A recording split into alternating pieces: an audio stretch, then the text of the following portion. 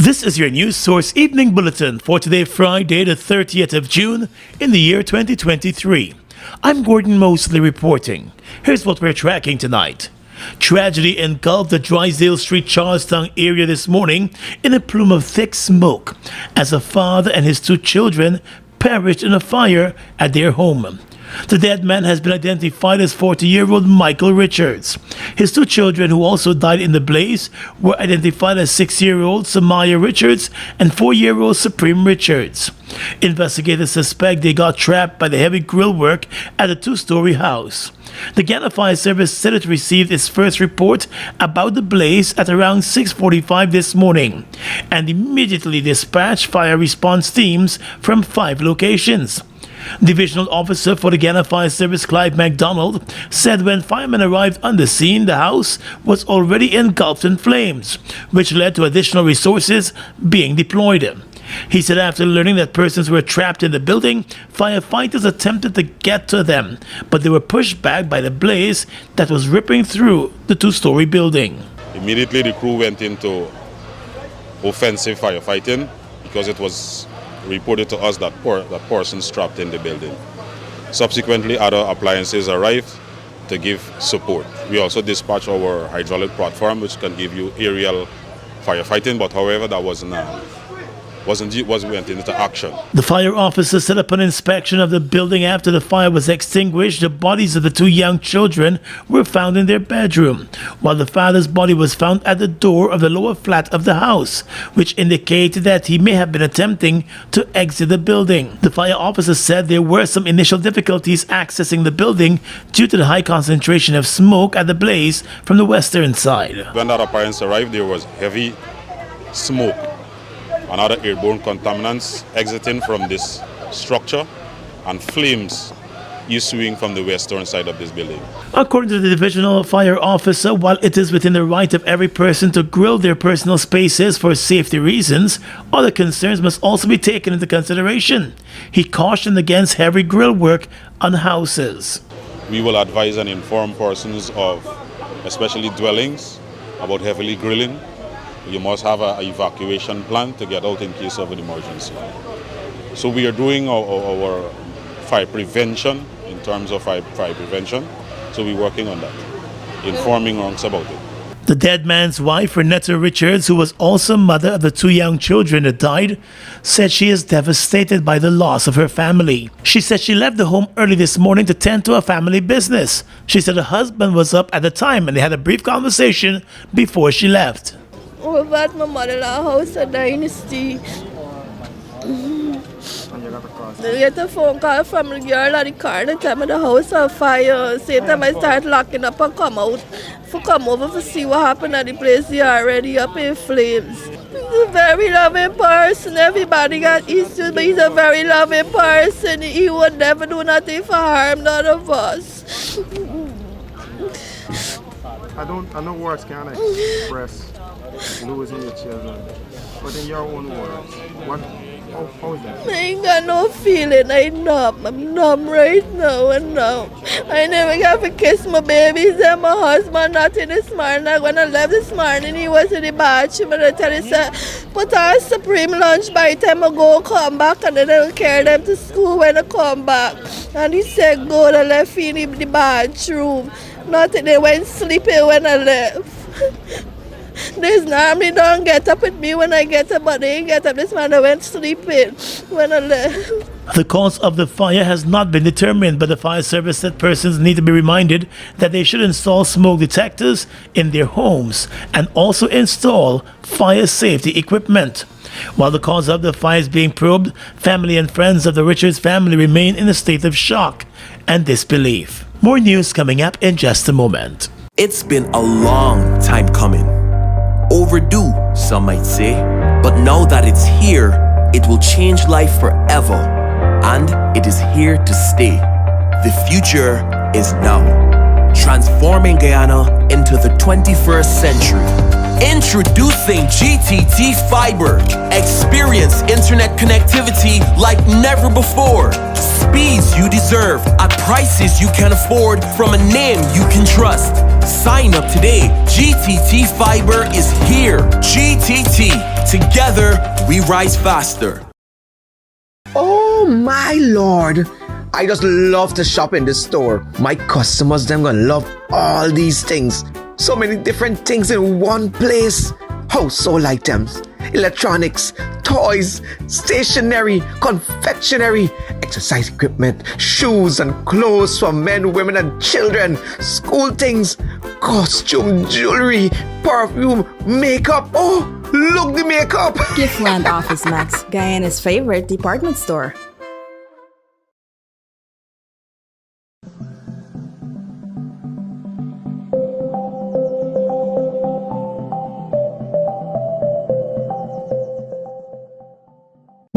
Bust the flavors. We're full of flavors. Bust the flavors, that my crave for. We're full of flavors. Tell your neighbors about the bust the flavors. Grab a bust the flavors. Yeah, thirst buster. Grab a buster. Bust the flavor, taste the savor. Bust the flavors. Bust the flavors.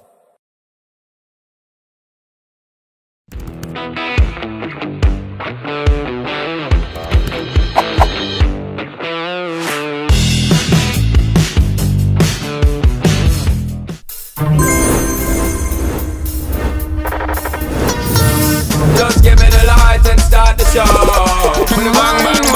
Girl, but flip to me, dip to me. Baby girl, I want you flip to me.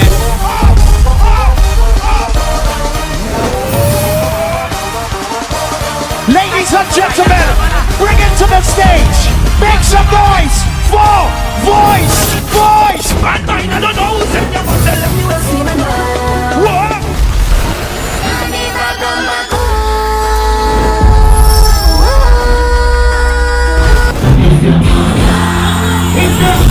She want me buy a breakfast sheet. The way you been, my Johnny walk away. You tell me that you never gonna leave. Richmond Hill, a little Guyana. Show them how Guyana sweet. Show them how Guyana nice. We are one Guyana.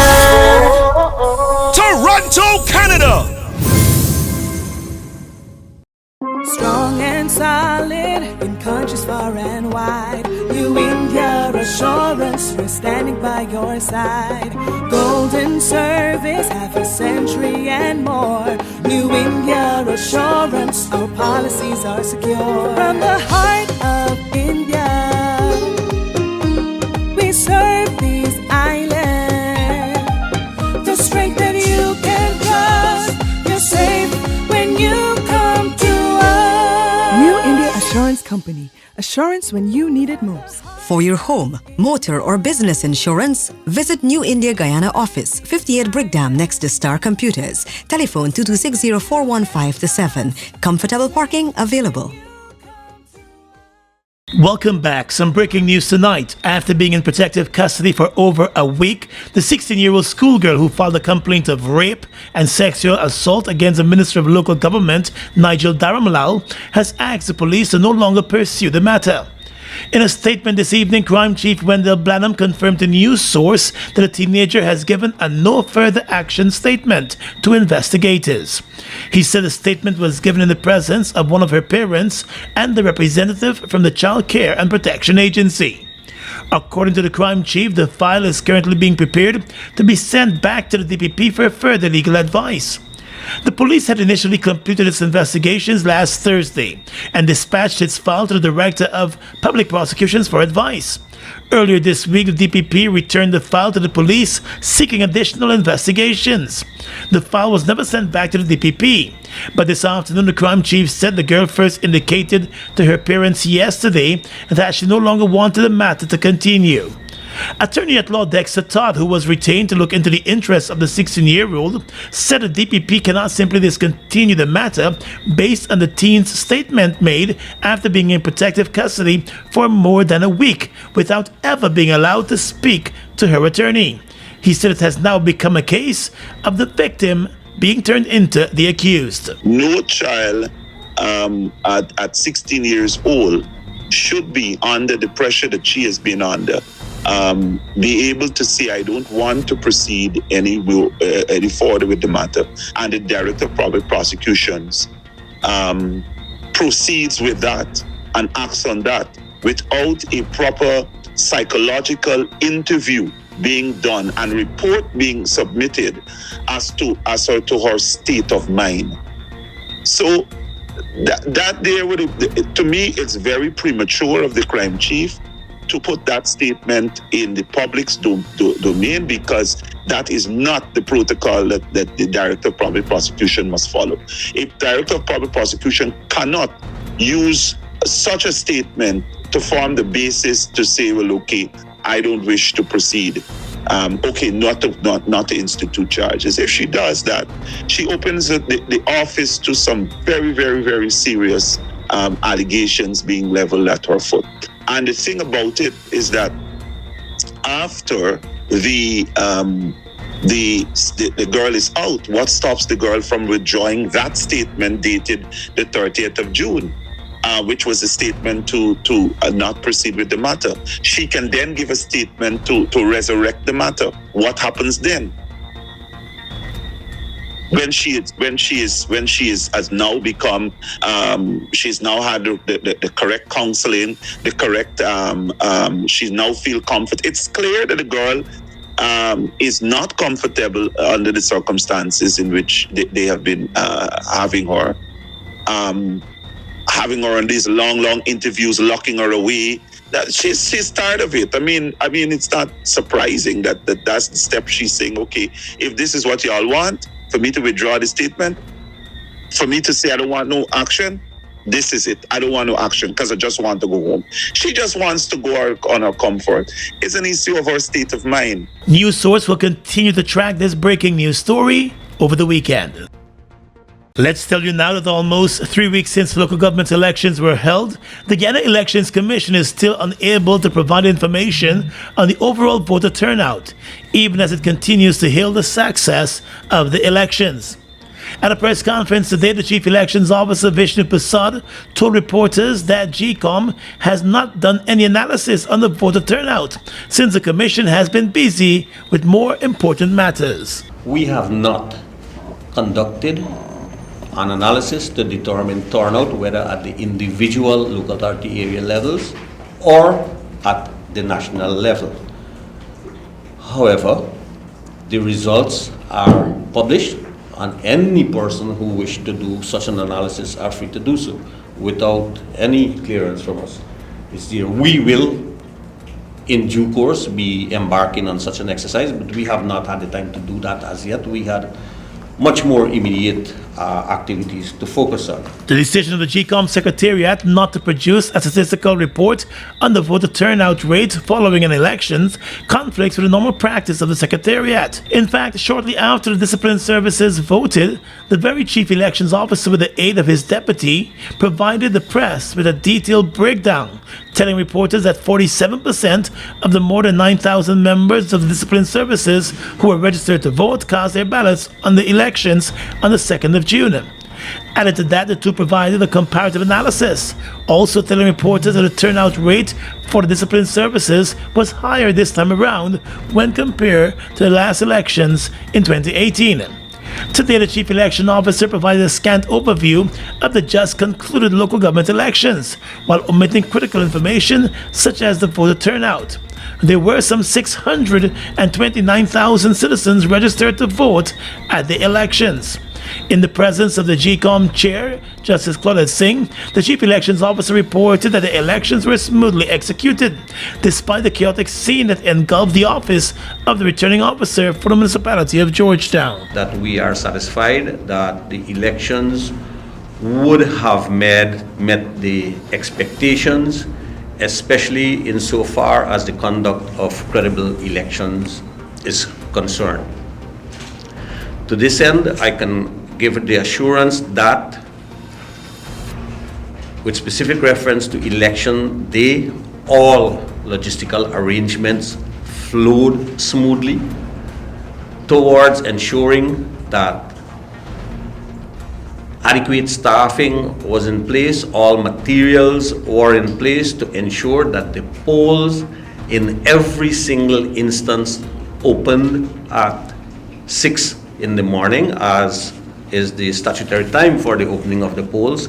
The GCOM chair has applauded the Secretariat for smoothly executing the elections. The Elections Commission today announced that it will be restarting its continuous registration exercise, which was paused to allow preparations for the recently concluded local government elections.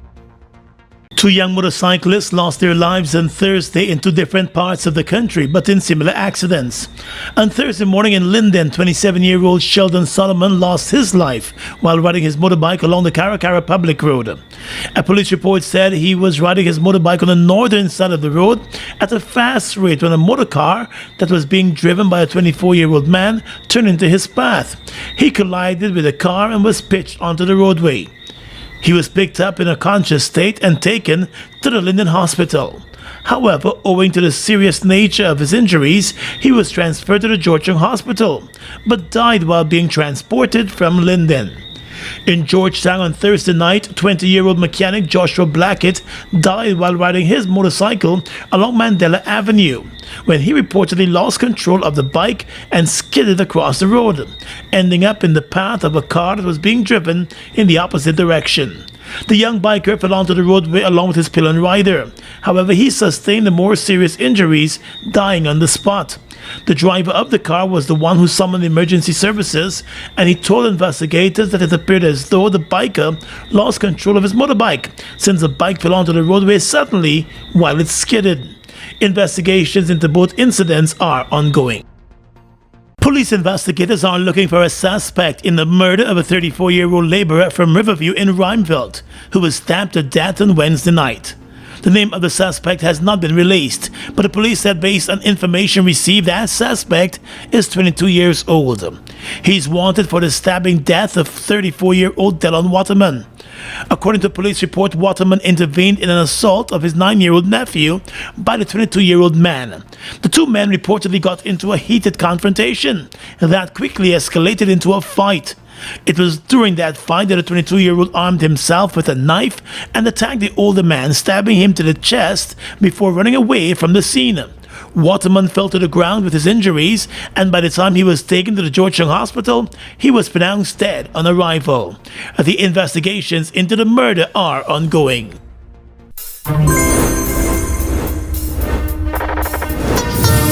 Just give me the light and start the show. Bang, bang, bang. Girl, but fit to me, dip to me. Baby girl, I want you flip to me.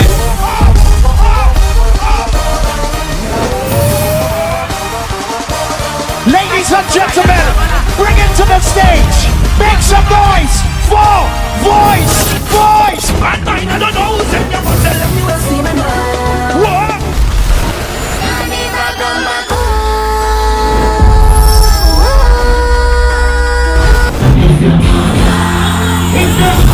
She want me buy a breakfast sheet. Where you been? My Johnny walk away. Where you been? Me that you never gonna leave. Richmond Hill, a little Guyana. Boom! Show them how Guyana sweet. Show them how Guyana nice. We are one Guyana. Toronto, Canada.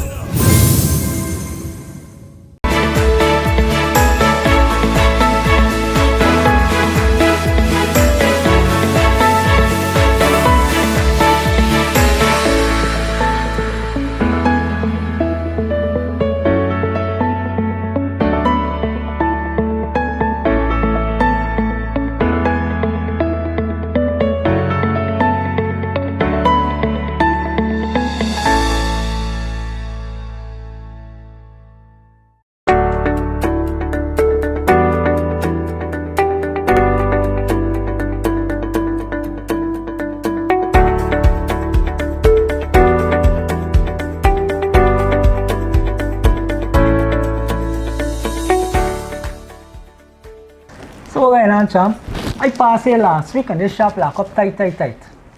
Why? We come down with the flow, so we have to take a couple of days. I can't deal with them kind of setbacks, man. I just get a headache when you see I can't make me little bread. I know them ways, champ. But thank God for NIS. NIS? What you got to do now with NIS? I mean, what I gotta do with NIS? I register as self-employed and I make monthly contributions to NIS.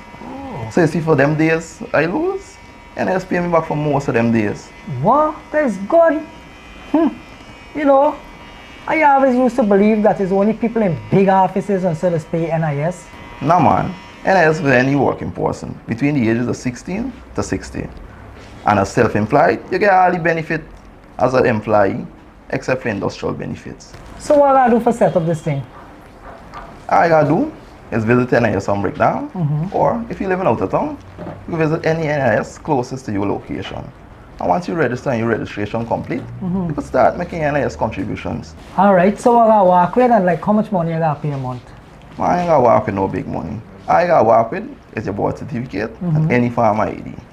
And when you reach down there, ask for the compliance department. Good. Thanks for the information, bro. As soon as I left here, I went straight to the NIS office. For further information, please visit the website at www.nis.org.gy, the National Insurance Scheme Facebook page, or your nearest NIS office. The Georgetown Chamber of Commerce and Industry is teaming up with telecommunications giant GTT and the Ministry of Tourism Industry and Commerce to put a spotlight on micro, small, and medium enterprises as they host the National Small Business Week this year, which will take place next month. The initiative aims to enhance the visibility and success of vibrant small businesses while highlighting the need for greater collaboration in Guyana's growing economy. At a press conference this morning, the chairman of the Chamber of Commerce, Entrepreneurship and Small Business Committee, Evie Gertruran, from the 21st of July, the Chamber will host a number of dynamic activities, including regional outreaches to offer support to small businesses. Additionally, a special internship program will be hosted for students.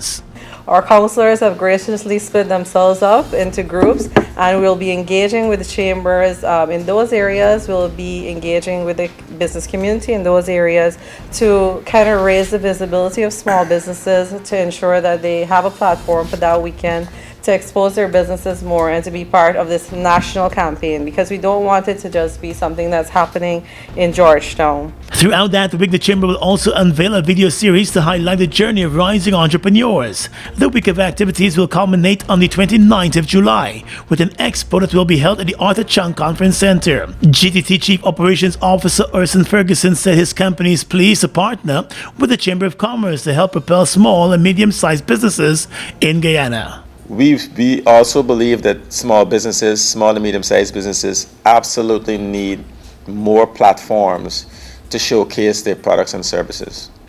We think that the expo is an excellent platform for small businesses. We think that the seminars and the training and the exposure that those activities bring to small businesses is extremely, extremely important. Last year, more than 60 small businesses participated in the National Small Business Week.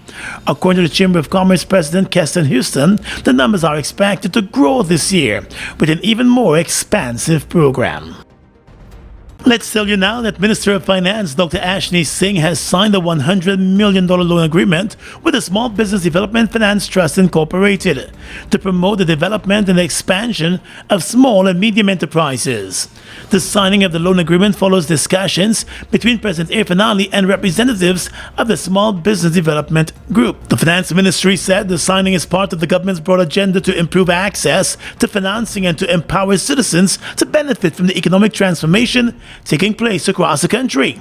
The $100 million financing facility will be utilized by the Small Business Group through the provision of loans at no more than 8% interest rate to individuals or companies wishing to develop and expand their small or medium enterprises. The Finance Minister said the assistance is being provided by the government for business owners to have easier access to financing to grow their businesses.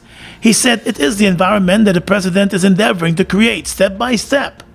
Tourism Industry and Commerce Minister Unej Waldron, while outlining the ways in which government has been providing support to small businesses, said that small businesses will now be receiving additional assistance through the entity. Outgoing U.S. Ambassador to Guyana, Sarah Ann Lynch, has highlighted that the relationship between Guyana and the U.S. is now stronger, while explaining that the two sides have worked in the area of governance to build the capacity of key institutions. At the ceremony on Thursday night to mark the independence anniversary of the U.S., Ambassador Lynch said on the business side, bilateral trade between Guyana and the U.S. has tripled over the past few years. She also said the U.S. will continue to assist Guyana in a number of critical areas. But the ambassador noted that there has been a dramatic increase in U.S. companies partnering in sectors outside of oil and gas like education, healthcare, agriculture and infrastructure, while there has also been the training of dozens of Guyanese law enforcement officers through their partner agencies. According to Ambassador Lynch, Guyana is also proving itself to be a strong leader within CARICOM. It was noted that Guyana's elections to the UN National Security Council should be seen as a strong sign of confidence by the international community that Guyana wants to contribute to regional and global efforts to strengthen international partnership, the rule of law, and to promote peace and stability around the globe. Prime Minister Mark Phillips extended praise and best wishes to the outgoing ambassador and also noted the strength of relations between Guyana and the U.S. Guyana and the U.S. have shared diplomatic relations for more than 50 years. Director of Prisons Nicholas Elliott is urging prison officers to be vigilant while on duty. His latest statement to prison officers comes on the heels of 2 recent prison escapes. Speaking to prison officers at Tamari and Mazaruni on Wednesday, the prison director told them that they must at all times be vigilant, fearless, observant, and confident, adding that there must never be any doubt in them about being ready to protect those under their watch.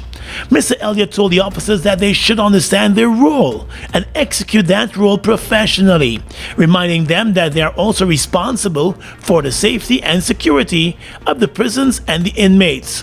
The prison director is expected to pay visits to the other prisons in the coming week. 4 prison officers are currently before the courts facing charges in connection with the escape of death row inmate Rondell Williams, who was eventually shot dead by the police. Williams was based at Mazaruni.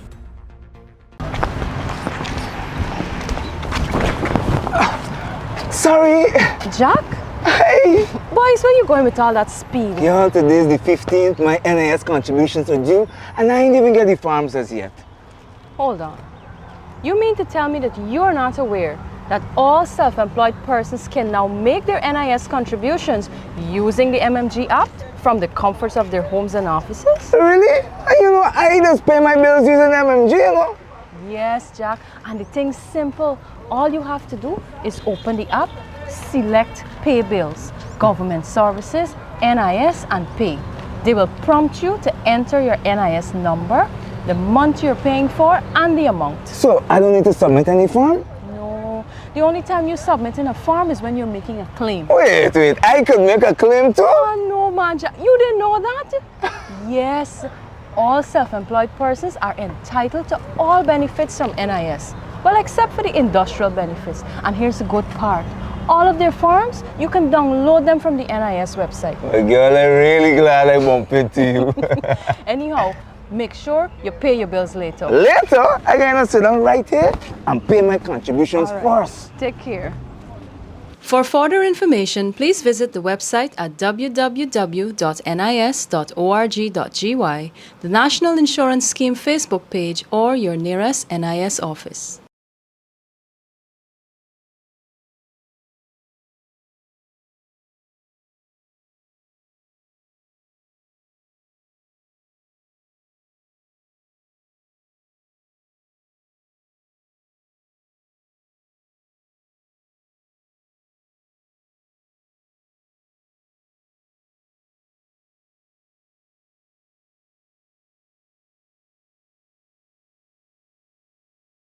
Food Max Supermarket, located on the ground floor at the Giftland Mall, is your one-stop shop for all your grocery needs. We stock a variety of imported frozen meat and food products, fresh produce, and pet supplies, freshly made bread. Rotisserie chicken and patties are also available daily.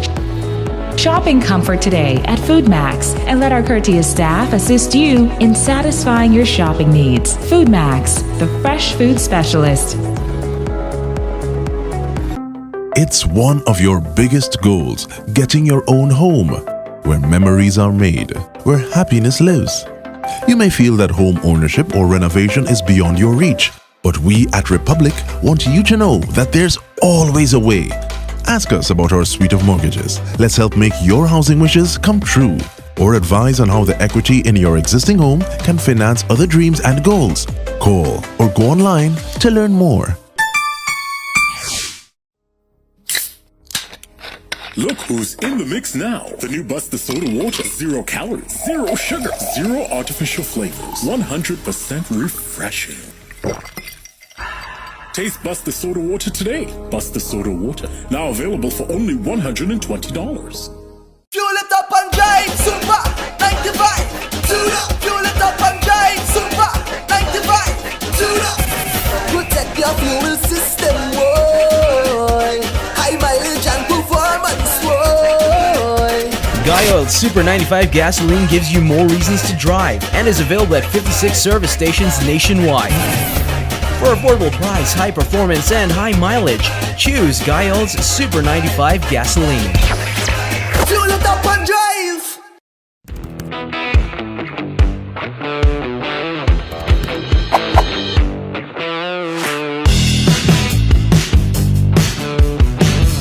With your regional and international news tonight, I'm Svetlana Marshall. In the region, former Brazilian President Jair Bolsonaro's political career evaporated today as a majority of federal electoral court justices voted to bar him from public office until 2030 for his conduct during last year's election. 4 out of 7 justices voted to convict Mr. Bolsonaro for abuse of power and misuse of the media last year, when he summoned ambassadors to vent unfounded claims about Brazil's electronic voting system.